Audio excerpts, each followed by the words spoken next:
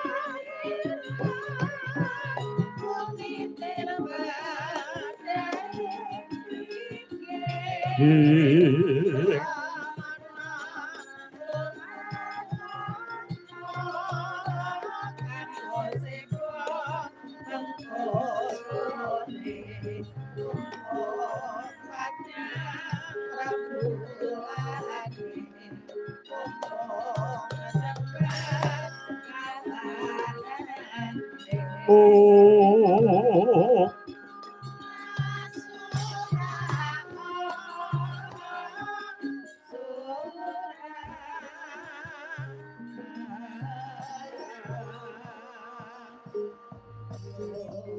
Kang Gareng apa tro kelawan adikku Bagong apa Mas Bro wah seneng aku ya awake dhewe iki mau pinangka dadi pelaku seni kudu bisa manjing ajur-ajur ya kuwi mau netepi marang mobah musik ing kahananing jagat kamangka dina semengko kabeh kuwi mau sarwa digital mula yen awake dhewe ora iso ya kuwi mau ngendhaleni utawa ora iso melu marang jaman sing ya kuwi mau akeh perubahan iki bakal awake dhewe malah cilaka.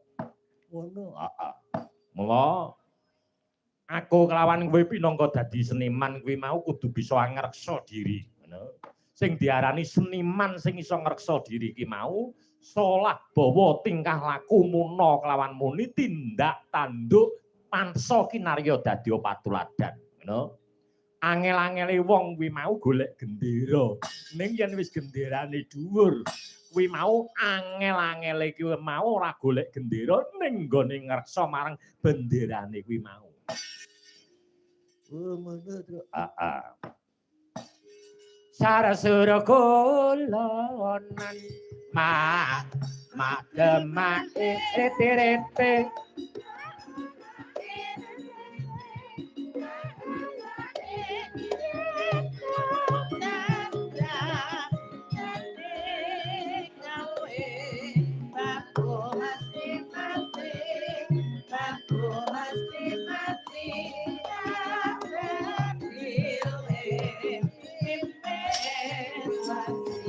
tong tong tong tong tong tong tong tong ngagem cara kuno to heeh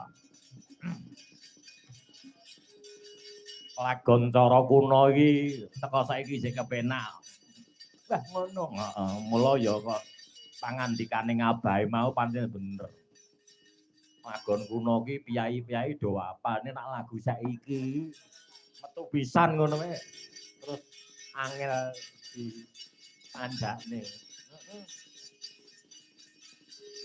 kaya dening buta-buta kala solae lunca-lunca oh iya lagon kuno heeh kae lu bah sing naras oh jadi yen to antarane lati karo pikiran-pikiran nyawiji iki iso blero ya iso rame-rame ngoyak cara mabur mula aduh